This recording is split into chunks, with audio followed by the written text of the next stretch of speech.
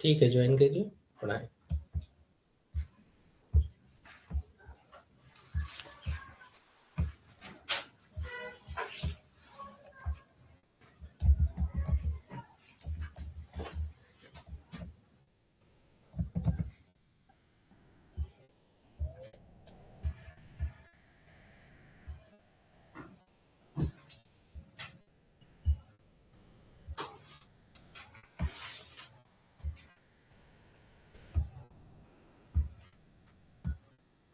Done, start करें।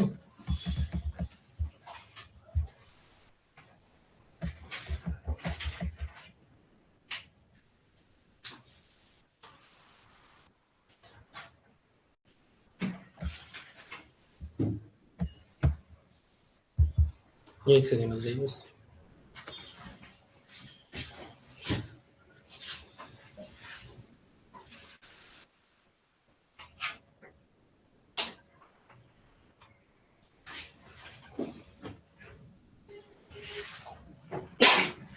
ये लिखो, ये वाला एग्जांपल लिखो, ये 2 पॉइंट लिखो।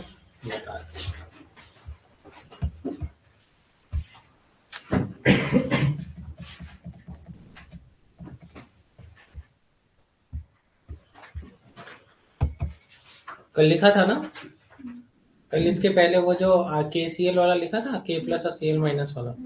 हाँ तब ठीक है।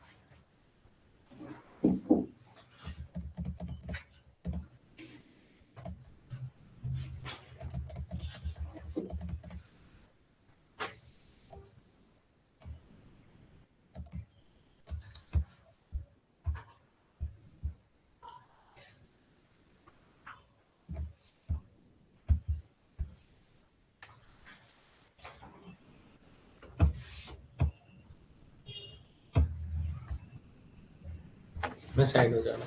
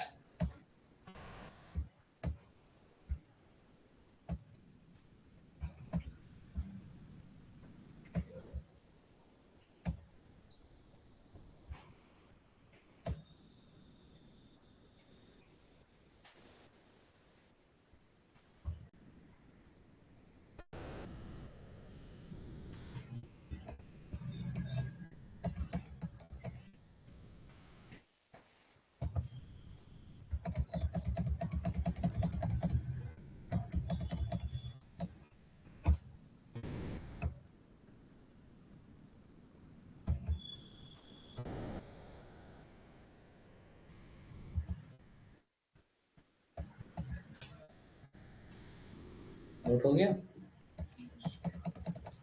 चलो पढ़ते हैं।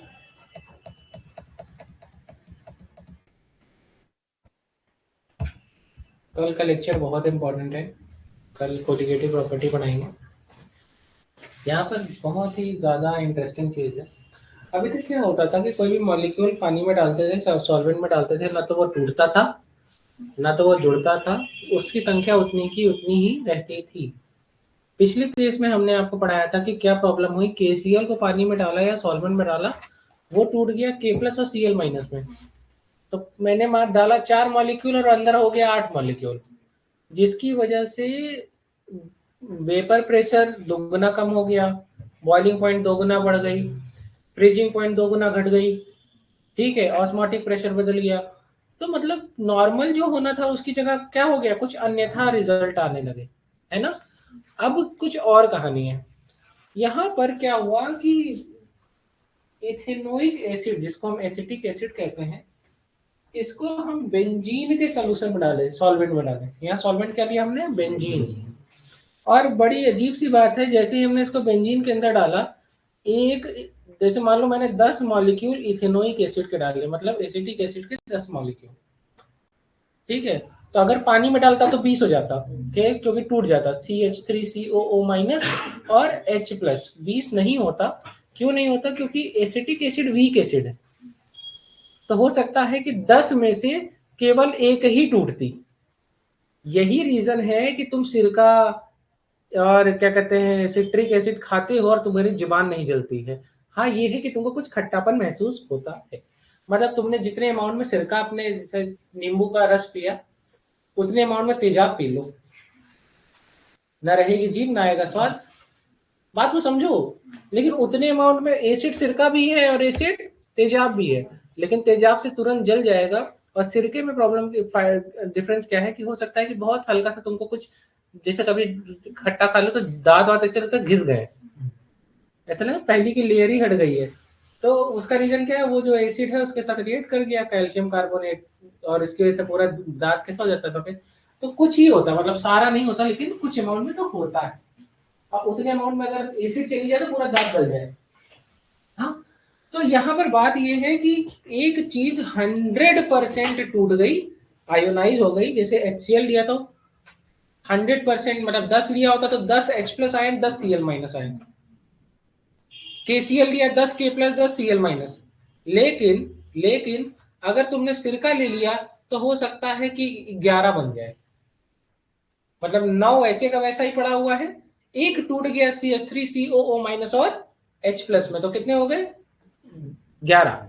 10 में एक 2 में टूट गया तो वो 2 जुड़ेगा ना, बाकी 9 11 हो गया। तो मतलब कुछ डिफरेंस आया। इसी तरीके से यहां पर देखा गया जब बेंजीन में एसिटिक एसिड डाला गया तो दो एसिटिक एसिड एक ही में मिल गए, मतलब एक मॉलिक्यूल बन गए, दो जिसमें एक जान, शादी करने के बाद कपल, समझो। तो क्या वहां एक हो गया ना? तो वो लोग एक थाली में भी खा लेते हैं। अगर कह दो कि प्लेट वाला सिस्टम है थोड़ा देख लीजिए तो कहेंगे एक ही में खा लेंगे, कोई दिक्कत नहीं है। ठीक है, तो यहाँ पर क्या हुआ कि डाइमेराइजेशन हो गया। तो अगर मैंने 20 सिरके के मॉलिक्यूल लिया था, 20 एसिटिक एसिड लिया था, तो वो 10 हो गया, तो मेरी प्रॉपर्टी घट गई। जो मैं चाहता था, जो मेरा था वैल्यू, उससे भी कम आंसर आएगा, फ्रीजिंग पॉइंट और ऊपर आ जाएगा सब कुछ, मतलब कोई बहुत बड़ा चेंज नहीं आएगा। हाँ, जितना चेंज आना चाहिए उसका आधा आएगा। चलो, तो अब ऐसा तो डाइमेराइजेशन हो सकता है, ट्राइमेराइजेशन भी हो जाए, मतलब 3 3 मॉलिक्यूल एक ही में आ जाए, तो वो अल्टीमेटली एक मॉलिक्यूल हो गया ना। वो बिग बॉस वाले 3 लोग एक ही शादी। हाँ, तो हाँ, मतलब समझो एक ही परिवार कहलाएगा। तो कह रहे हैं अगर कभी भी ऐसा होता है, जो वो लिखा हुआ उसी की बात यहाँ लिखी हुई है कि अगर सारे मॉलिक्यूल एसिटिक एसिड के जुड़ जाएं बेंजीन में, तो जो बॉइलिंग पॉइंट का बढ़ना है, एलिवेशन इन बॉइलिंग पॉइंट या फ्रीजिंग पॉइंट का घटना है, वो आधा हो जाएगा। क्या मैंने ये बात बोली थी? केवल ये पॉइंट नोट कर लो, सेकंड वाला। तो लिखा है कि जो मोलर मास है या तो घटेगा, या तो घटेगा या तो बढ़ेगा, जो भी एक्सपेक्टेड नॉर्मल वैल्यू है उससे बढ़ जाएगा या घट जाएगा। नीचे की 2 लाइन नोट करो।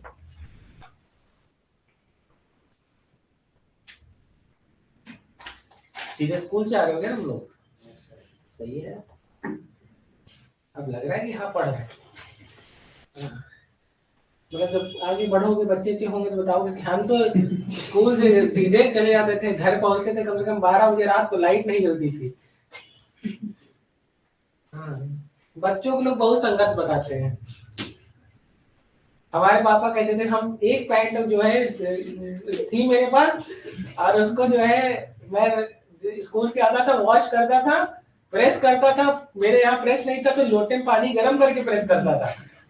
तो उसके, लेकिन मेरा कपड़ा एकदम हमेशा प्रेस रहता था, और तुम लोग हो इतने कपड़े, तो मैं क्या क्या कहूँ। एक बार कपड़े के लिए बोल दी थी पापा, एक कपड़ा दिला दीजिए, कहे एकदम हम लोग बताने लगे।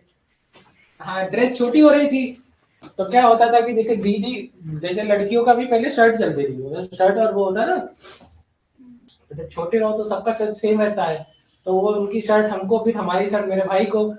तो हाँ, बहुत खानदानी हिसाब किताब था। एक आध दो कपड़े तो हम लोग ऐसे थे कि हमारे पूरे परिवार में सबकी एक ही कपड़े फोटो है, एक जनरेशन से दूसरी जनरेशन, दूसरी से तीसरी। और फिर वहां से भी बच जाती थी तो मोहल्ले में जाती थी कि हाँ, उनको दे दो, उनको दे दो।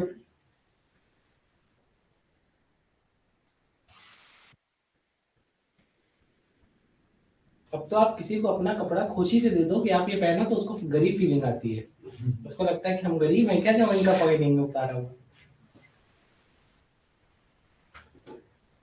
जान।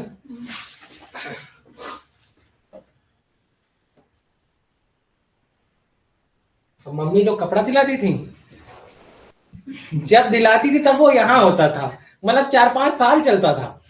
मैं आपको बताऊं, मेरा एक स्वेटर था वो मैं 10th तक पहना और दिलाया गया था मुझे 6th में, हर ठंडी पहन के घूमता था, सब सोचते एक ही कपड़ा है इसके पास। अब यहाँ पर देखिए क्या लिखा हुआ है, नॉर्मल मोलर मास या तो कभी बढ़ जाएगा या तो घट जाएगा, वही बात दोबारा लिखी हुई है, ठीक है। अब यहाँ पर एक बात लिखिए, 1880 में वॉन्टहाउ साहब ने एक आई फैक्टर इंट्रोड्यूस किया, एक आई फैक्टर इंट्रोड्यूस किया।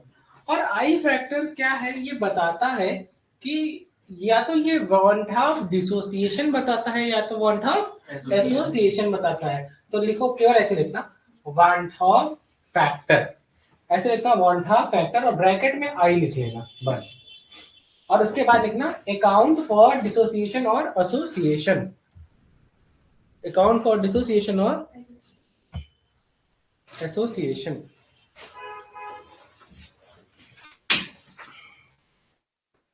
अकाउंट फॉर डिसोसिएशन और एसोसिएशन, ठीक है।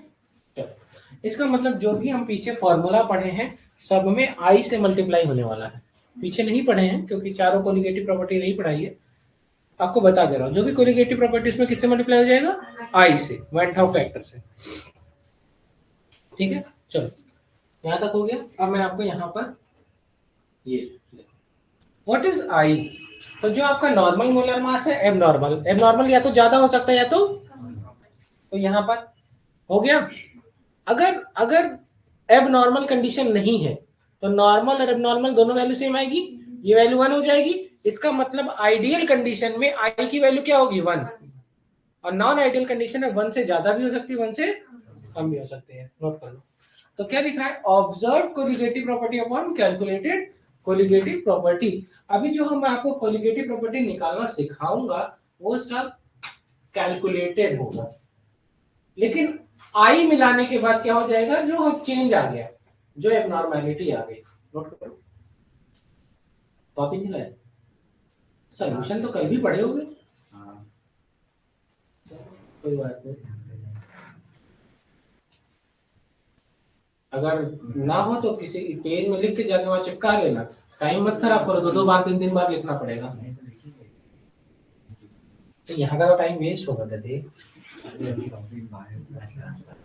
अच्छा बायो कॉपी लाए हैं, नहीं केमिस्ट्री की लाए हैं, कल निकाला लिखने के लिए। सुनो तो तुम ध्यान से सुनो, याद करो।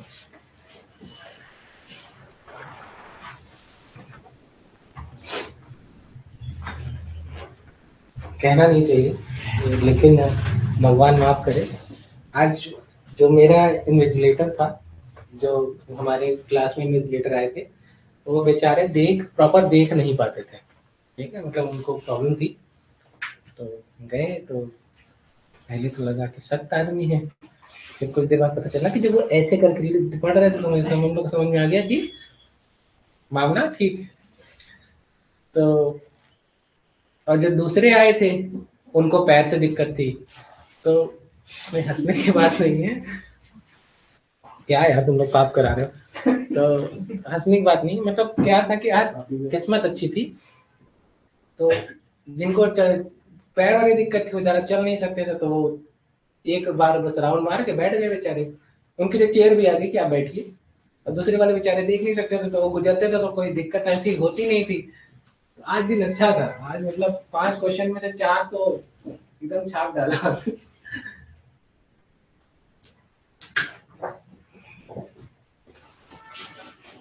पेपर देने से पहले भगवान से मनाना कि भगवान इन्विजिलेटर बहुत अच्छा आ जाए। चलो यहाँ देखते हैं, देखो कुछ नहीं किया है, मैंने बोला था तुम लोगों से जो बात वही हुई, हर फॉर्मूले में क्या मिला दिया, ठीक है। ये देखो boiling elevation and boiling point का नॉर्मल फॉर्मूला था Kb इंटू एम, बोला था ना मैं, Kb इंटू एम हो गया, Kf इंटू एम हो गया, बस उसमें क्या मिला दिया, बस ये नोट कर लो। तो यहाँ पूरा एक पॉइंट ही नोट कर लो, एक ही बार में सारा फॉर्मूला आ जाएगा। तो ये तो मैंने पढ़ा दिया ना, पाई वी बराबर सी आर टी करके पढ़ाया था प्रॉपर।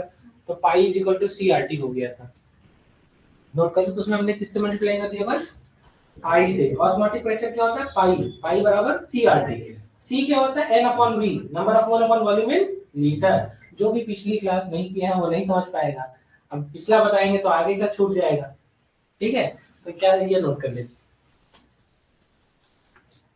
ये देखो, ये एक चीज देखो क्या लिखा है, R L V P, relative lowering in vapour pressure. तो कल का लेक्चर जाकर के जरूर देखिएगा, उसमें मैंने समझाया है कि नॉन वोलाटाइल सॉल्यूट क्या होता है, वोलाटाइल सॉल्यूट क्या होता है, वो बहुत अच्छे से समझाया। उसको पढ़ोगे तब ये बात समझ में आएगी। तो जैसे ही नॉन वोलाटाइल सॉल्यूट डाल दिया तो देखो वेपर प्रेशर कम हो गया और नॉर्मल से कम हो गया, आइडियल कंडीशन में जो होता है उससे। तो इसका मतलब ज्यादा से कम ना, लोअर हो रहा है ना, घट रहा है ना। तो कभी भी कोई चीज घटा डिफरेंस होता है वो ज्यादा से कम में होता है। तो ये वैल्यू अपॉन, तो ये समझ में आ गया। तो यहाँ पर क्या है, ये N2 और N1 क्या है, N2 क्या होता है, मोल फ्रैक्शन ऑफ सॉल्यूट, और N1 क्या होता है, मोल फ्रैक्शन ऑफ सॉल्वेंट।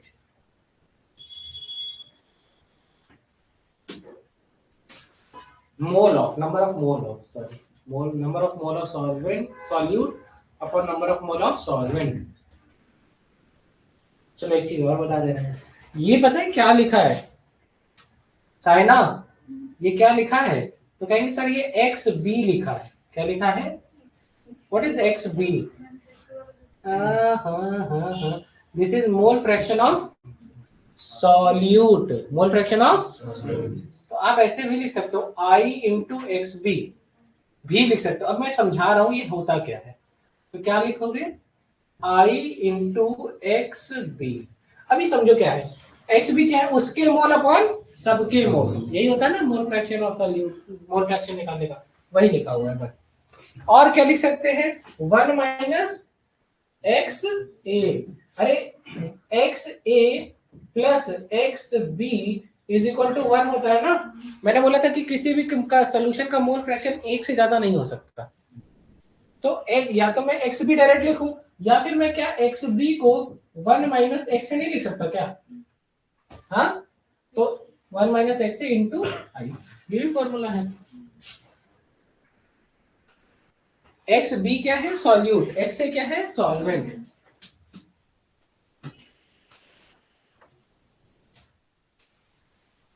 हो गया ना। अब एग्जाम में जो नीट में क्वेश्चन आएगा, ये तो बोर्ड्स में आएगा, यहाँ तक नीट में भी आता है लेकिन बोर्ड्स में आएगा बेसिकली। अब जो नीट में क्वेश्चन आता है वो देखो, हो गया ना करना, मैं आगे बढ़ूं।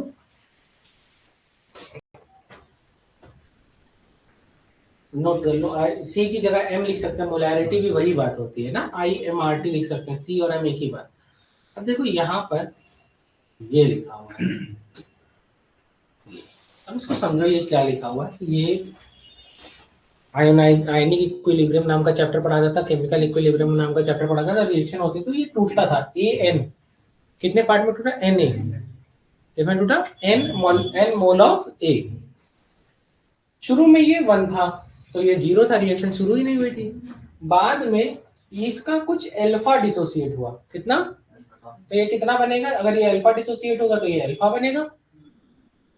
तो ये कितना कितना बचेगा, तो 1 माइनस अल्फा बचेगा, भाई अल्फा घट जाएगा तो 1 माइनस अल्फा बचेगा। तो ये कितना बनेगा, एन अल्फा बनेगा, कितना बनेगा, एन अल्फा। अब बात आती है कि जब रिएक्शन कंप्लीट हो गई तो सॉल्यूशन के अंदर टोटल कितना चीज बचा, तो एन अल्फा ये बचा और 1 माइनस अल्फा ये बचा। तो यहाँ पे देखो क्या लिखा है, 1 माइनस अल्फा बचा। जैसे जैसे मान लो ये 0.1 होता तो ये n की वैल्यू मान लो होती 3, तो 3 इंटू 0.1 होता, तो 0.3 होता ये 0.3, और ये कितना घट जाता, 0.9 बचता, तो 0.9 प्लस 0.3 दैट इज 1.2, है ना। इसी तरीके से लिखा हुआ है कि जब रिएक्शन कंप्लीट हो गई, डिसोसिएशन हो गया, तो ये 1 माइनस अल्फा बचा और ये n अल्फा बचा। तो टोटल सॉल्यूशन के अंदर कितने मॉलिक्यूल्स हैं, क्योंकि किस पर डिपेंड करती है colligative property? Number of particle. किस पर? तो कितने कितने पार्टिकल है टोटल सोल्यूशन के अंदर? 1 प्लस n माइनस अल्फा, है ना? समझ में आ गया? ये आ गया ना सॉल्व? इस तरीके से कैसे आया ये समझ लो। ये वैल्यू है ये समझाने के लिए। अब यहाँ पर लिखा है, अब बात आती है ई, एबनॉर्मल मोनोमर्स, जो हम पीछे पढ़ रहे थे। तो क्या लिखा है? Total number of mole of particle after dissociation कितना? यही वैल्यू होगी, यही होगी ना? और बिफोर डिसोसिएशन कितनी है? तो यहाँ क्या हो जाएगा? बात समझ में आ गई? डिसोसिएशन के पहले तो ये 0 है और यही तो एक वैल्यू बची है। तो समझ में आ गया? 1 plus n minus alpha upon, ठीक है, नोट करो।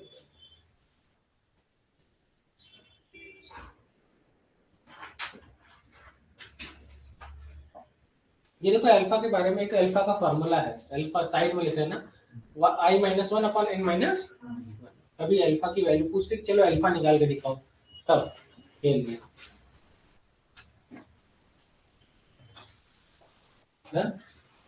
तुम कहीं लिखो बेटा, छोटा बीच का, तो जहां से लिखा है वहां से लिखना चाहिए। बाद में जाओगे फिर तुमको और टाइम देना पड़ेगा। ये बहुत ज्यादा बच्चे गलतियां करते हैं कि नहीं फिर, अरे पहले लिखो तो। गलत सही क्या होता है? पेपर बेचोगे क्या? बाद में खाओगे उसमें समोसा ही। नहीं, बचा लेना, बचा लेना, वो आगे मतलब बच्चे बच्चों को काम आएगा, आगे उनको पढ़ाना है। मेरा काम तो चल जाएगा, हमको अपने लड़कों को पढ़ाना होगा, कोई दिक्कत नहीं है। तुम लोग के लिए थोड़ा सा है।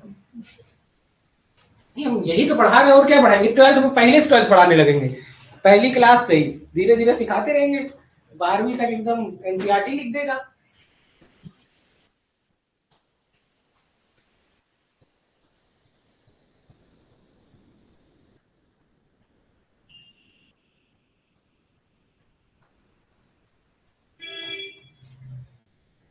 भैया अपनी अपनी जान जोखिम में मत डालिए। देख रहे हैं प्रशासन बचाना उचाना नहीं आता है।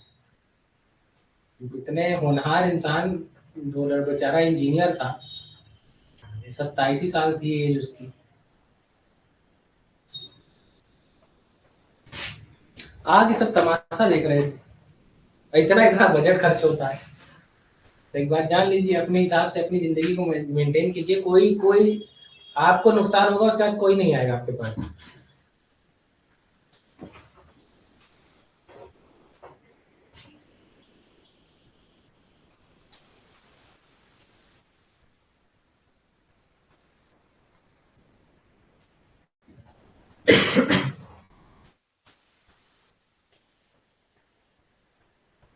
ठीक है,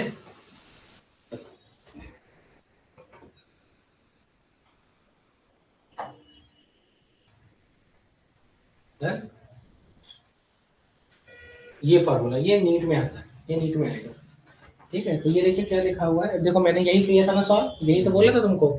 ये लिख लेना, फॉर्म 1 कर लेना। जब तुम इसको सॉल्व करोगे तो 1 प्लस n माइनस अल्फा, ये एग्जाम में क्वेश्चन आता है। सॉल्यूट डिसोसिएशन या आयनाइजेशन, तो ये क्वेश्चन एग्जाम में आएगा।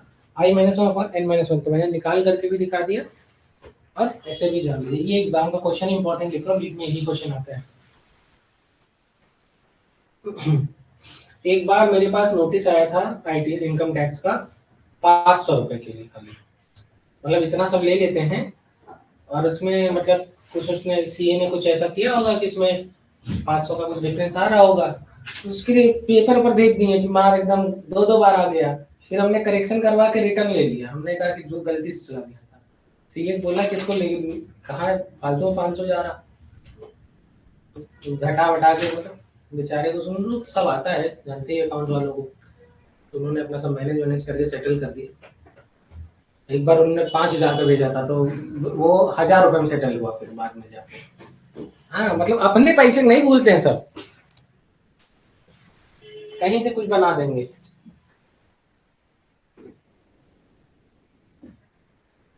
चलो ये देखो, तो अब यहाँ पर देखो क्या है, यहाँ पर देखो एसोसिएशन हो गया, एन मॉलिक्यूल थे, वही बेंजीन वाला बात हो गई, जो बेंजीन में भी एसिटिक एसिड था ना। तो मान लो अगर ये 4 है, मतलब 2 है, तो ये 1 हो गया। देख रहे हो ना, एसोसिएट हो गया, एक मॉलिक्यूल हो गया, एन मॉलिक्यूल से एक मॉलिक्यूल। तो यहाँ पर शुरू में तो ये 0 है, रिएक्शन शुरू नहीं हुई तब तो ये इसका जो भी हम कंसंट्रेशन लिए थे वो उतना ही है, लेकिन कुछ समय के बाद इसका अल्फा मॉलिक्यूल एसोसिएट हो गया, तो क्या बन गया, alpha upon n, alpha upon n बन गया।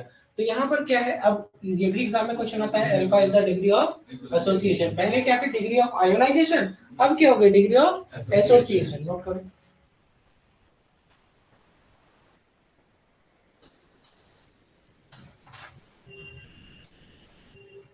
जब मैं पहली बार लखनऊ आया था तो लखनऊ में बहुत खूबसूरत लैंप लगे हैं, कभी देखना स्ट्रीट लाइट में, चौक वॉक साइड जाओगे तो बड़े लाविश लैंप लगे हैं, और हजरतगंज में बहुत सुंदर सुंदर लैंप लगे थे, और अभी भी बहुत लगते हैं, मतलब वो तो खराब होते नहीं, इससे पहले वो चेंज कर देते और सुंदर बना देते, और वो लाखों के होंगे। मुझे ऐसा लग रहा है कि वो 1 लाख रुपए से कम का क्या ही होगा, इतना सुंदर बना रखा है। आप विश्वास नहीं मानोगे कि मेरे घर के साइड में जो स्ट्रीट लाइट होती है वो तो किसी ने देखी नहीं, जब मैं लखनऊ आया पहली बार। और हमारे यहाँ पे क्या होता था, जो 100 वाट का बल्ब होता है, कहीं कहीं उनको बहुत मन करता था चौराहे वराहे पे, तो पोल पे लाइट जाती थी, उसमें दोनों 100 वाट का बल्ब जला के लगा देते थे। मतलब आप समझिए कि किसी जिले को पूरा दे दो और किसी को भूखा रख दो। और 10 साल लग गए एक फ्लाईओवर बनने में, एक फ्लाईओवर केवल रेलवे ट्रैक को क्रॉस करने के लिए 10 साल में बना, और लखनऊ में 6 महीने में पूरा एलिवेटेड रोड बन जाती। मैं कहता क्या बात है, मतलब सारे नेता यहीं बैठते हैं भाई, उनको सब कुछ यहाँ दिखता है। तो मैं कहता हूँ वही, मतलब कि इस तरीके से डिस्ट्रीब्यूशन है, क्या होगा।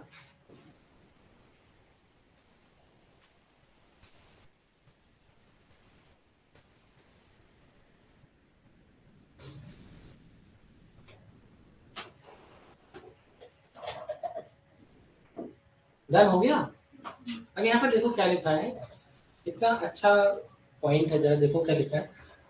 अगर कभी भी 100% एसोसिएशन ना लिखा हो पेपर में, क्या निकल रखा हो, 100% एसोसिएशन नॉर्मली किसके लिए होगा, ऑर्गेनिक एसिड के लिए। भाई ऑर्गेनिक एसिड 100% आयोनाइज ही नहीं होती तो एसोसिएट या डिसोसिएट क्या होगी। तो अगर 100% एसोसिएशन ना लिखा हो तब फॉर्मूला बनेगा I बराबर 1 minus n minus 1 alpha upon n। इसके पहले क्या लिखा था, 1, क्या हो गया n। लिखा है अगर मान लीजिए 100% एसोसिएशन हो जाएगा तो ये पूरी वैल्यू क्या हो जाएगी, 1, और नीचे क्या हो जाएगी n। शुरू में n मॉलिक्यूल थे, बाद में 1 हो गया। अरे अभी तुमने रिएक्शन लिखने से पहले Na लिखा था और बाद में An लिखा था ना, तो अगर ये पूरा ये तो एक ही मॉलिक्यूल को दर्शा रहा है, तो मान लो शुरू में 3 है, बाद में क्या हो गया 1, तो 1/3 क्या हो जाएगा, नोट कर लो। ठीक है, तो ये टॉपिक का जो पोर्शन था, सबसे आखिरी का पोर्शन था, वो मैंने पढ़ा दिया। अब मैं आपको चलता हूँ आगे से पढ़ाना शुरू करने। ठीक है, तो अब हम पढ़ने जा रहे हैं relative lowering in vapour pressure, क्या होता है, मतलब 4 कोलिगेटिव प्रॉपर्टी पढ़ने जा रहे हैं। डन हो गया, एक सेकंड रुक जरा। अच्छा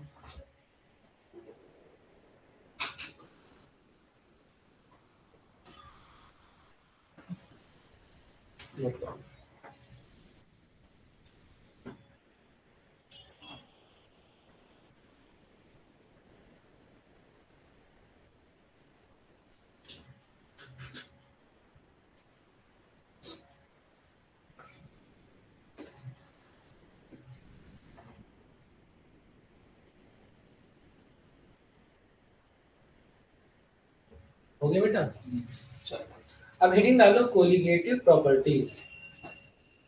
क्या डालो,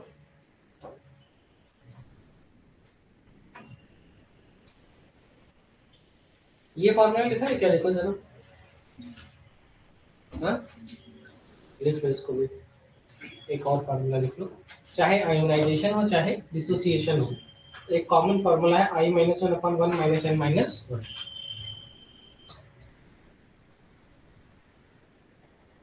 मोस्टली इस पे न्यूमेरिकल आते नहीं है, सीधे डेटा पे क्वेश्चन आ जाता है। ठीक है, मतलब ये फॉर्मूला ही पूछ लेते हैं वो सीधे।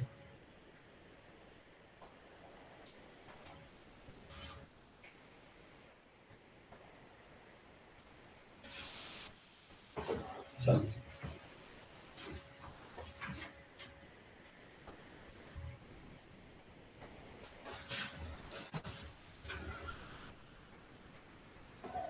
चलो एक बहुत ही क्विक रिव्यू दे रहे हैं। देखो अच्छा सही से बोला, बहुत अच्छे से।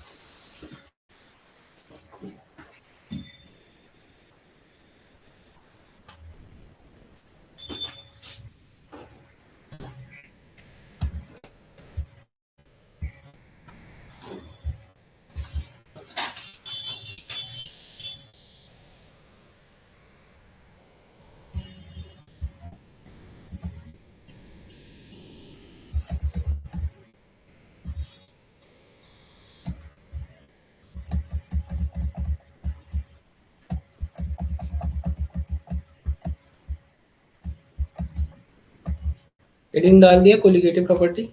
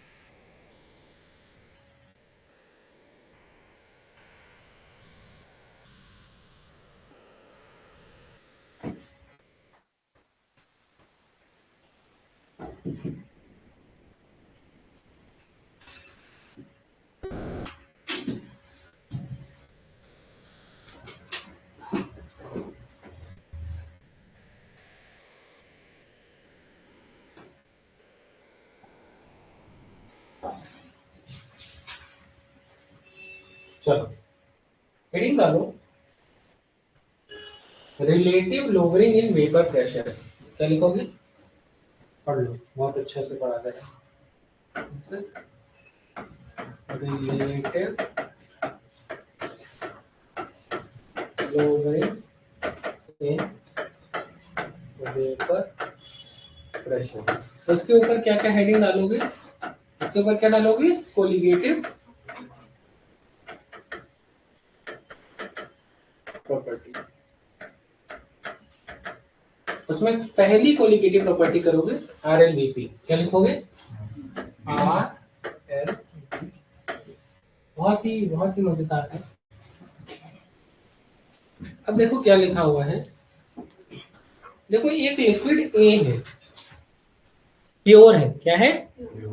मतलब हमने प्योर सॉल्यूट ले लिया, प्योर सॉल्वेंट ले लिया, ठीक है। एक बीकर में सिर्फ HCl, एक बीकर में सिर्फ पानी, उसका अपना वेपर प्रेशर है। क्या है? तो हमने स्टैंडर्ड टेम्परेचर और स्टैंडर्ड प्रेशर पर उसका वेपर प्रेशर आइडियल कंडीशन में निकाल लिया। बात समझ में आ गई? तो जो स्टैंडर्ड कंडीशन में उसका वेपर प्रेशर है वो क्या है? P0। इसका क्या है? इसका P0 नहीं होगा, इसका होगा P0B। भाई नाम है ना, इसे समझ में आया। ऐसे लिखो पहले। बात समझ में आ गई? P0 का मतलब स्टैंडर्ड कंडीशन में वेपर प्रेशर। तो बात समझ में, जिसको नहीं पता वो इसको कहीं साइड में लिख ले कि P0 रिप्रेजेंट करता है vapour pressure in standard condition. अब क्या किया हमने? इन दोनों लिक्विड को मिक्स किया तो हमने क्या बना दिया? एक सॉल्यूशन। अब इस सॉल्यूशन को देखो बेटा, अब इसको ऐसे ढक्कन को अगर ढक दोगे तो जैसे समझो ये डोर बंद करो, ठीक है। तो अगर सिर्फ लड़के ये मिलकर के डोर खोलें अलग ताकत लगेगी, अगर सिर्फ लड़कियां मिलकर के ये डोर खोलें तो अलग ताकत लगेगी, कुछ लड़के और कुछ लड़कियां मिल के डोर लगाए डोर खोले तो क्या सेम ताकत लगेगी कि एक नई तरीके की डिफरेंट ताकत आएगी? नई तरीके की डिफरेंट ताकत आएगी ना। अब मेरा एक बात समझो, इसी गेट को खोलने के लिए छोटे छोटे बच्चे हों, हाँ, जो सही से गेट भी नहीं पकड़ पाते हैं, और आप लोग हो, तो आपको गेट खोलने में ताकत ज्यादा लगेगी कम लगेगी, प्रॉब्लम होगी। क्यों प्रॉब्लम होगी? क्योंकि एक तो वो बच्चे आके उसी पर या तो ढुलक जाएंगे, या तो वो प्रॉब्लम क्रिएट करेंगे कि आप उतना ताकत ना लगा। मान लो कोई तुम ताकत लगा रहे हो, कोई बच्चा तुम्हारा पैर काटने लगे, कूदने लगे, गुदगुदी करने लगे, तो तुम उतनी फोर्स तो, लेकिन वो जगह को ऑक्यूपाई कर, मतलब 10 छोटे बच्चे एक जगह खड़े हो जाएंगे, कम से कम 3-4 आदमी की जगह तो खा ही जाएंगे, तो उतने लोग गेट नहीं पकड़ पाएंगे। इसका मतलब ये लोग जगह खा रहे हैं, खराब कर रहे हैं, और ताकत नहीं लगाने दे रहे हैं, नुकसान हो रहा है, ताकत कम हो गई। इसी तरीके से ये एक लिक्विड है जो कि पानी में जब किसी भी सॉल्वेंट में गर्म करो, ये घुल तो जाते हैं सॉल्वेंट में, लेकिन ये वेपराइज नहीं होते। क्या नहीं होते? वेपराइज नहीं होते। अब जब ये वेपराइज नहीं होते, तो ये जब इस लिड को हटाना हो, भैया भाप बनेगा, वही तो प्रेशर लगाता है, भाप ही तो प्रेशर लगाता है, तभी चाय बाहर आती, लिड आवाज करने लगती है, तो that is vapour pressure. Cooker की सीटी उठ रही है, वेपर का प्रेशर लगता है तभी तो उठती है। तो अब ये बात समझो कि अब तो 1 2 3 4 लोग लगा सकते थे, लेकिन लगा कितने पाए? 1 2 और 3। बाकी ने तो जगह ऑक्यूपाई कर रखी है, ना हट रहे हैं और ना प्रेशर लगा रहे हैं। तो वेपर प्रेशर पहले के मुकाबले इतने ही बड़े कंटेनर में अगर नॉर्मल लेता, तो जितने मॉलिक्यूल है सब प्रेशर लगाते सॉल्वेंट का, जितना पहले लगता प्रेशर उससे कम हो गया, वेपर प्रेशर घटा। बात समझ में आ गई? इसके आने की वजह से जो वेपर प्रेशर घटा है, that is called as relative lowering in vapour. और ये आया क्या? Non volatile solute. क्या आया? ठीक है। अब यहां पर this is vapour pressure of solution. क्या है?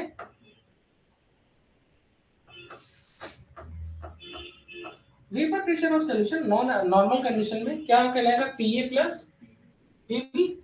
अब पीए क्या होगा?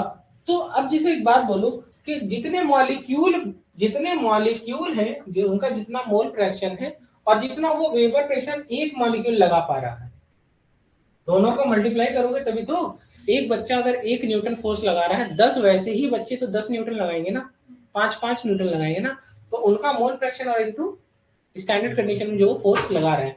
तो अब यहाँ पर लिखा हुआ है पी ए, क्या बता रहा है कि मोल फ्रैक्शन, ये बता रहा है मोल फ्रैक्शन ऑफ लिक्विड है, और ये क्या है? नॉर्मल कंडीशन में जो वो वेपर प्रेशर लगा रहा है। दूसरा क्या है? नॉर्मल कंडीशन में जो वो वेपर प्रेशर लगा रहा है। अब यहाँ पर पी एस क्या है? तो कहेंगे पी ए प्लस पीबी। क्या है? पी ए और पीबी को पी नॉट ए एक्स से पी नॉट बी एक्स भी नहीं लिख सकते क्या? फॉर्मूला ऊपर लिखा है ना, तो वही लिखा है, इतना नोट करो।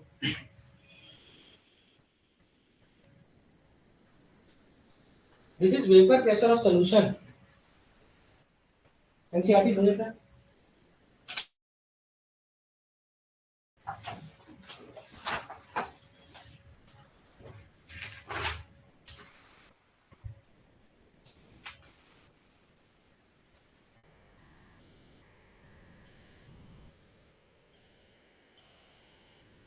ठीक है, चलो। तो ये क्या है? ये क्या है? What is this? Vapour pressure of solution, या आप कह सकते हैं टोटल वेपर प्रेशर, एक ही बात।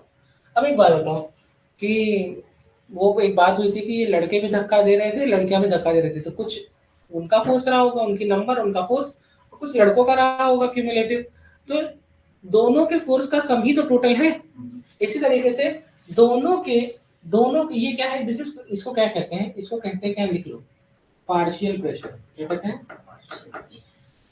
अब इसको तुम कुछ भी मान सकते हो, ये तुम्हारे ऊपर है। तुम इसको सॉल्यूट मानना चाहो तो सॉल्यूट मान लो, तुम इसको सॉल्वेंट मानना चाहो सॉल्वेंट मान लो।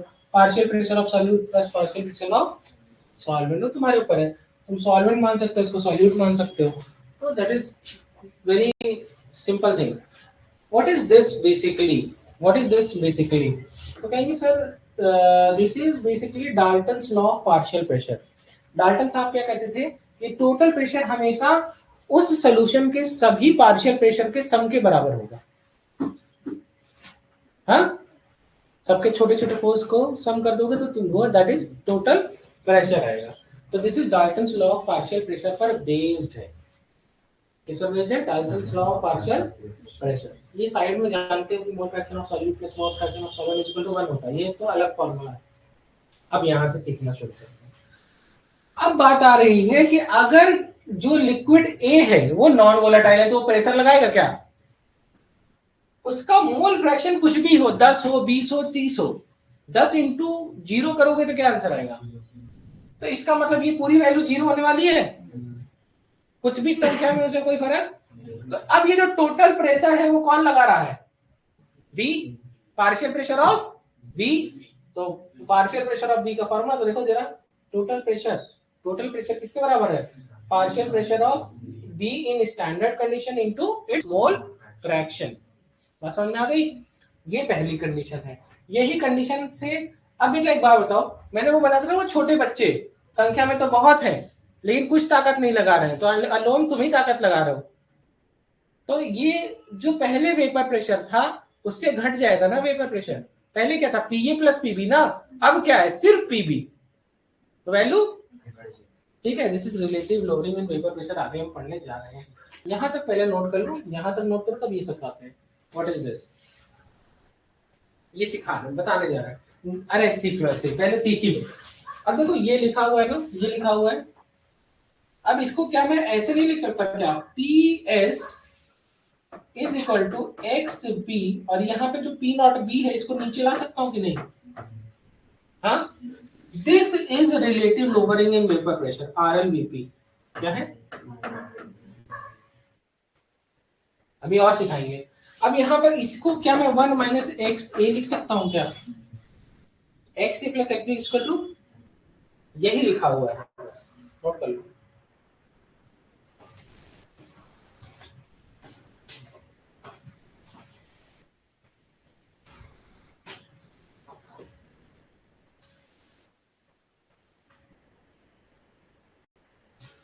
इसके बाद कोई और क्लास भी है क्या?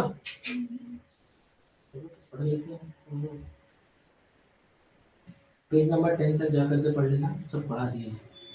पेज 1 एग्जांपल नंबर 1.5 सॉल्व कर लेना।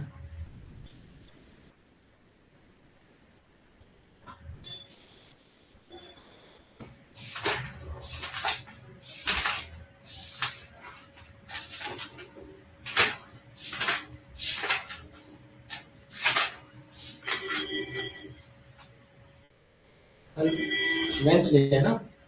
फर्स्ट थर्सडे, आज वेंसडे है। अरे तो ये फ्राइडे तक जाएगा चैप्टर।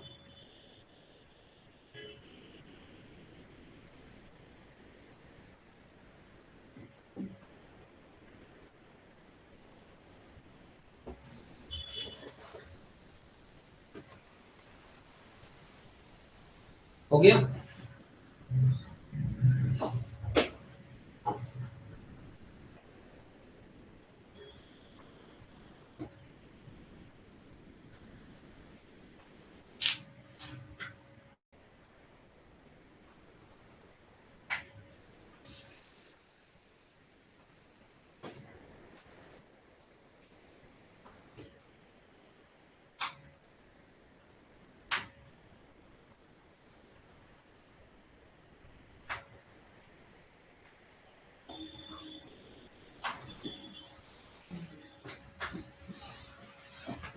डन? चलो ये भी नोट कर लो। अब यहाँ पर देखो, ये नोट करो, फिर सिखाते हैं।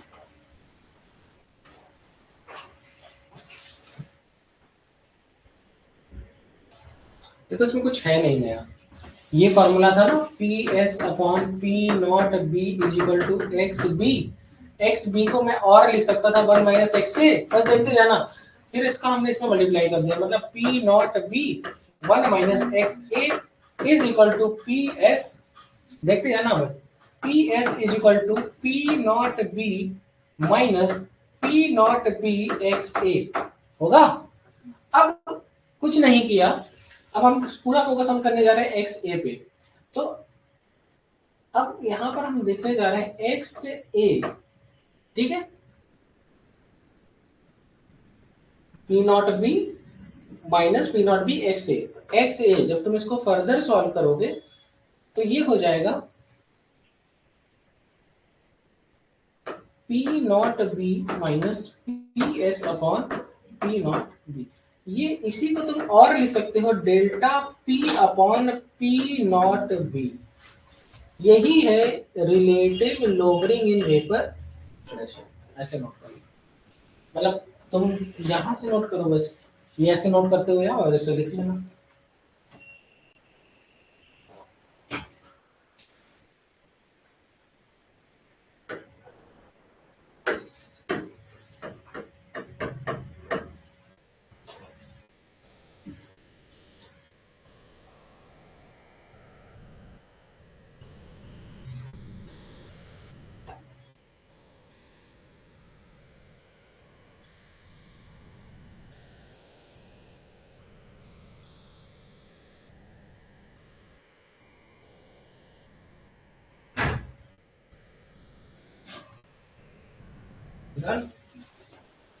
आगे बढ़ जाए। अब दूसरा केस है, कहने कि ए और बी दोनों वॉलेटाइल है और मिसिबल है। तो जो आपका टोटल प्रेशर है वो partial pressure of A plus partial pressure of के बराबर है। तो पार्शियल प्रेशर ऑफ ए क्या होता है, P nought A X A और P not B X B. कह रहे हैं कि जब दोनों लिक्विड आपस में घुल नहीं रहे, इमिसिबल है, तो यहाँ पर क्या ऐसी सिचुएशन में क्या होगा कि ये इनका जो मोल फ्रैक्शन है ये कितने भी हो उससे कोई फर्क नहीं पड़ने वाला, क्योंकि वो घुल ही नहीं रहे हैं। या तो कोई एक ही ऊपर होगा या तो कोई एक नीचे होगा। तो कह रहे हैं अब जो वेपर प्रेशर लगेगा वो लगेगा दोनों के पार्शियल प्रेशर, स्टैंडर्ड कंडीशन में जो उनका पार्शियल प्रेशर होता है उनके सम के बराबर। जैसे कई कई बार देखते हो ना, जैसे मान लो एक ऐसा कंटेनर है जिसमें एक लिक्विड ऐसा है यहाँ है और एक लिक्विड बगल में है, लेकिन आपस में घुल नहीं रहे और दोनों दोनों ही वेपराइज हो रहे हैं। ऐसा नहीं है कि दोनों वेपराइज नहीं कर रहे हैं, ये कुछ यहाँ प्रेशर लगाएगा ये कुछ यहाँ लगाएगा। तो अब इन दोनों का वेपर प्रेशर का जो सम है वही लिखेंगे, इनके अब मोल फ्रैक्शन से कोई फर्क नहीं पड़ने वाला। तो इनके मोल फ्रैक्शन से अब कोई फर्क नहीं पड़ने वाला, तो उस वैल्यू को हम 1 मान लेंगे। क्या मानेंगे? अब कोई मुझसे ये नहीं लड़ाई करेगा sir X A plus x B equal to 1 1 आप बोलते हैं तो 1 + 1 इक्वल टू 2 हो गया। अरे 1 हम इसलिए मान रहे कि उसको P nought A X A plus P not B X B लिखते हो ना, तो इस वैल्यू को यहाँ पे मैं 1 इसलिए कंसिडर कर रहा था, इसका कोई फर्क महत्व नहीं है। मार मत कर लेना कि सर आप तो कहते थे 1 से ज्यादा नहीं हो सकता, ये तो 2 हो जाएगा एक्स ए प्लस एक्स बी। नहीं, उससे मतलब नहीं, केवल वो करने के लिए कि मान लो आज 0 लिख देते तब तो तुम कहते कि सर आंसर 0 कैसे आ गया, तब तो पूरा आंसर ही 0 हो जाता। तो इसलिए किया है खाली। डज नॉट डिपेंड यूज कर सकता था शब्द, लेकिन ये कर दिया है आप लोगों के लिए। बहुत ही इंपॉर्टेंट कोलिगेटिव प्रॉपर्टी है, सबसे ज्यादा एग्जाम में यही पूछी जाती है। और सबसे बेस्ट कोलिगेटिव प्रॉपर्टी होती है चौथी, ऑस्मोटिक प्रेशर। तो 4 में से सबसे अच्छी कौन सी होती है? Osmotic pressure. तो एग्जाम में कभी कभी ये भी क्वेश्चन आ जाता है कि सबसे बेस्ट कोलिगेटिव प्रॉपर्टी कौन सी, तो आंसर है ऑस्मोटिक प्रेशर। डन। 3 केस पढ़ लिए।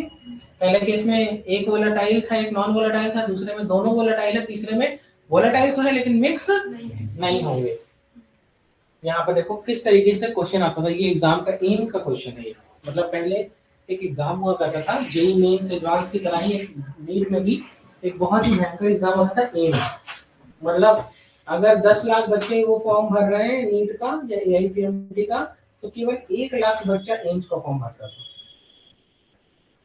क्योंकि एम्स का फॉर्म में ये आलम था कि वो सिर्फ उसी बच्चे का रिजल्ट देते थे जो सेलेक्ट हुआ, तो जिसको नहीं होता तो उसको रिजल्ट भी नहीं पता चलता था कि उसका क्या रिजल्ट आया। केवल वो 2000 या 2500 रैंक तक ही देते थे रिजल्ट, और तब उनकी सीट हुआ करती थी सम वॉट अराउंड 200-250 सीटें। बाद में बढ़ के 630 हो गई, तो और बढ़ रही है। लेकिन पहले एम्स का जलवा अलग था, और एम्स दिल्ली के लिए लड़के मरते थे। तो अब तो एम्स, खैर ये अच्छी बात है कि नीट से ही आप एम्स पा सकते हैं, एम्स में भी यही मेरिट लगने वाली है। पहले 200 क्वेश्चन का एम्स का पेपर होता था, तो 60 क्वेश्चन फिजिक्स के, 60 क्वेश्चन केमिस्ट्री के, 60 क्वेश्चन बायो के, उसमें से 30 क्वेश्चन आते थे तुम्हारे जैसे 60 आ रहे हैं, तो 60 में से 30 क्वेश्चन आते थे एमसीक्यू, और 30 क्वेश्चन हर सब्जेक्ट के आते थे assertion reason. assertion is true, reason is exact explanation. assertion is true लेकिन reason भी true है, लेकिन reason उसका exact explanation नहीं है। कभी कभी हम लोग देखते हैं इस तरीके के क्वेश्चन, assertion सही है, reason गलत है, assertion reason दोनों गलत है, तो इसको कहते हैं assertion reason वाले क्वेश्चन। तो ऐसे 60 क्वेश्चन आते थे। तो ये हो गया तुम्हारा 180 क्वेश्चन। उसके बाद वो 20 क्वेश्चन का जीके पूछते थे। तो 200 क्वेश्चन का पेपर होता था, 3.5 घंटे का पेपर होता था। तो उसमें जो जिसके नंबर आ जाते थे, चाहे वो 2000 भी रैंक आ जाए, चाहे जितनी आ जाए, वो अपने आप को बहुत काबिल समझता था, उसको दूसरे बच्चे इज्जत देते थे। तो ये लड़का एम्स के एग्जाम में इसकी मेरिट में नाम तो आया, तो ये आलम था उस टाइम पे। पहले फॉर्म जब भरे जाते थे तो कम से कम 10 से 15 हजार रुपए के फॉर्म भरे जाते थे। AIPMT का अलग फॉर्म होता था, CPMT का अलग फॉर्म होता था, हर स्टेट के PMT का अलग फॉर्म होता था। गुजरात का जैसे MGIMS था, Mahatma Gandhi institute of medical sciences, बहुत फेमस, वर्धा नाम से फॉर्म आता था। तो सबसे फेमस एग्जाम था, 4300 रुपए का फॉर्म आता था उसका। तो एग्जाम के जो मंथ होते थे, जब आखिरी में फॉर्म भरना होता था, तो समझो कि जेब एकदम खाली हो जाती थी। 10-12 हजार रुपए के फॉर्म भरने होते थे। और प्राइवेट कॉलेजेस के अलग फॉर्म होते थे, गवर्नमेंट कॉलेज के अलग होते थे, CPT करके अलग फॉर्म होता था। अब बात आती है the total vapour pressure in mmHg। ठीक है, mmHg यूनिट है ना, mmHg यूनिट है। तो जो टोटल वेपर प्रेशर है वो हमें mmHg में निकालना है ऑफ अ बाइनरी सोल्यूशन, मतलब दो, एक सॉल्यूट है और एक सॉल्वेंट है। at a certain temperature is given by a equation। एक इक्वेशन दी है, P is equal to 254 minus 119x। कहते हैं कि यहाँ जो x है वो B का मोल फ्रैक्शन है। क्या है? B का मोल फ्रैक्शन है। तो कह रहे हैं कि प्योर कंडीशन में A और B का वेपर प्रेशर, क्या प्योर कंडीशन में A और B का वेपर प्रेशर, वो इतना सवाल उन्होंने दे दिया। अब आपको ये फॉर्मूला पता है कि वेपर प्रेशर ऑफ सॉल्यूशन या total vapour pressure is sum of partial pressure of solute plus partial pressure of solvent. ठीक है, अब यहां पर सबसे पहले क्या लिखेंगे कि जब सिर्फ प्योर ए था, क्या लिया था? अब क्वेश्चन में देखो क्या लिखा हुआ है, कि क्वेश्चन में देखते डेटा फिर से पढ़िएगा। तो लिखा हुआ है कि मोल फ्रैक्शन x जो है वो मोल फ्रैक्शन है B का। इसका मतलब दिस इज P0A और दिस इज P0, और ये क्या है? XB। इसका मतलब ये जो केस है ये नॉन वोलाटाइल सॉल्यूट का है, क्योंकि यहाँ पर XA नहीं दिया है। क्या नहीं दिया है? इसका मतलब प्योर कंडीशन में जो P0A है उसकी वैल्यू 254 होगी, और इसका मोल फ्रैक्शन क्या होगा? 0, क्योंकि ये कैसा है? Non volatile. बात समझ में आ गई? तो इससे मतलब ये पूरी वैल्यू बाद में 0 हो जानी है। ठीक है, अगर फॉर्मूला में रखोगे तो 0 हो जाएगी। लिखा हुआ है जब कभी भी हम प्योर B लेंगे, क्या लेंगे? तो जो मेरा फॉर्मूला बन रहा है वो बन रहा है P0B और क्या होगा? XB। क्या बनेगा? तो अब P0 जैसे P0B तो क्या होता है? तो कहेंगे सर अभी हमने पहले पढ़ा था, तो यहाँ पर लिखा है 254 माइनस 119। क्यों लिखा है अब इसको समझो। यहाँ पर इसका मतलब इस पूरे सोल्यूशन में क्या होता है? XA plus XB is equal to, अगर ये वैल्यू 0 है तो XB किसके बराबर होगा? 1 के। जरा देखो यहाँ पर XB किसके बराबर है? 1 के। आ गया? ये यहां तक समझ में आ गया? अब बात आती है कि ये जो वैल्यू है यहाँ पर लिखा है कि P0B क्या आएगा, पूछ रहा है। P0B ये तो PS है, क्या है? Yes. पीएस कहता है इतना आंसर है, तो पी नॉट बी बताओ। पी नॉट ए निकाल लिए। अब पी नॉट बी क्या होगा, तो कहेंगे 254 माइनस 119 इंटू 1 था। क्या था? कोई मतलब नहीं। तो जब इसको सॉल्व करो तो कितना आएगा? 135। क्या आएगा? 135। तो क्या निकल गया? पी नॉट ए भी निकल गया और पी नॉट। अच्छा ये बेटा, चलो कौन बताएगा? आप खड़े हो जाओ बेटा, खड़े हो जाओ। बताने में तो मजा है। ये बताओ बेटा कि ये क्या चीज लिखी हुई है? तो कहोगे सर पी बी लिखी है। क्या लिखी है? ये क्या लिखा है? पी ए लिखा है। ये तो हम निकाल लिए कि यहाँ पर एक वैल्यू नहीं दी थी, तो ये 0 है और ये एग्जैक्ट उसकी है, क्योंकि तो फॉर्मूला होता है पी ए बराबर P nought A X A. और ये जो वैल्यू अगर 254 है, तो ये वैल्यू, इसका मतलब अगर ये 0 है तो ये जो वैल्यू है वो किसके बराबर है? पी नॉट ए के बराबर। तभी तो लिख गए। ये हमने निकाल लिया। तो कई कई बार बच्चे गलती करते हैं कि सावन सर यहाँ पे तो पहले से 119 लिखा हुआ है, इसका मतलब ये है पी नॉट बी इंटू 1 ना। तो कई कई बार बच्चे ये गलती करते हैं, तो मैं ये बताना चाहता हूँ कि ये नहीं है, ये पीबी है। क्या है? बात समझ में आ गई? और हमको क्या निकालना है? P not be. ठीक है, बैठ जाओ। बात समझ में आ गई? ये वो, लेकिन 135 क्या है? P not be. क्या है? अब देखो एक इस टाइप का एक और क्वेश्चन आया हुआ है एग्जाम में, ये वाला देखो, ये क्वेश्चन और अच्छा है। यहाँ लिखा हुआ है कि वेपर प्रेशर दो लिक्विड है, पी और क्यू लिक्विड है। एक का वेपर प्रेशर 80 टॉर है, दूसरे का 60 टॉर है। कितनी है? 60 टॉर है। कह रहे हैं कि जो टोटल वेपर प्रेशर है सोल्यूशन का 3 मोल पी और 2 मोल क्यू मिलाने के बाद क्या आएगा? कोई बात नहीं, पहली बात तो ये मोल दिया है। क्या दिया है? मोल दिया है, लेकिन फॉर्मूले में मोल फ्रैक्शन होता है। क्या होता है? Mole fraction. इसका मतलब पहले आपको इसको किसमें कन्वर्ट करना है? ये एन पी लिखा है 3, ये एन क्यू लिखा है 2। और आपके सर क्या कहते हैं कि जिसका भी मोल फ्रैक्शन निकालना है एक्स पी और ये एक्स क्यू, मोल फ्रैक्शन निकालना है ना, तो आपके सावन सर क्या कहते हैं? उसके मोल अपॉन सबके मोल। तो जिसका निकालना है उसको लिखो 3, और सबका मतलब 3 और 2 5, 3/5, और ये क्या हो जाएगा? 2/5। बात समझ में आ गई? दोनों फॉर्मूला निकल गया। अब जरा फॉर्मूला सोचो, सॉल्यूशन का क्या होगा? P nought A X A plus P not B X B. तो ये हो गया तुम्हारा 2/5, ये हो गया 3/5। और क्वेश्चन में पहले से वैल्यू दे रखी है वेपर प्रेशर दोनों लिक्विड की 80 और 60। तो ये हो गया इंटू 80 और प्लस 60 इंटू,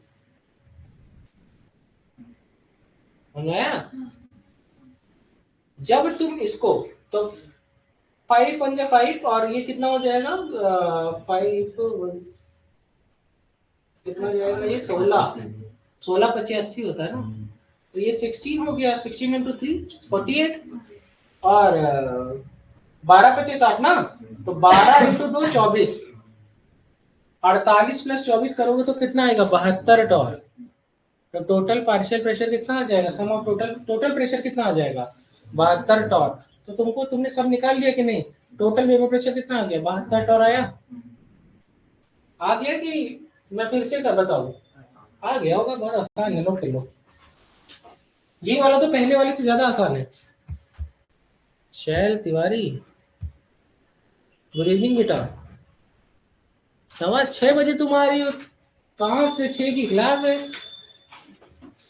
अगर मैं टाइम एक्सटेंड ना करता तो हमारी तुम्हारी मुलाकात ही ना होती।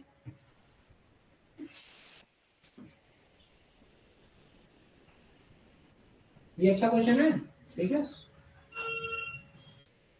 तो जाकर के ये देखिएगा, इसमें इस टाइप के बहुत सारे क्वेश्चन हैं, ठीक है। हाँ, शुरू में मतलब मुझे ऐसा लगता है कि सम व्हाट अराउंड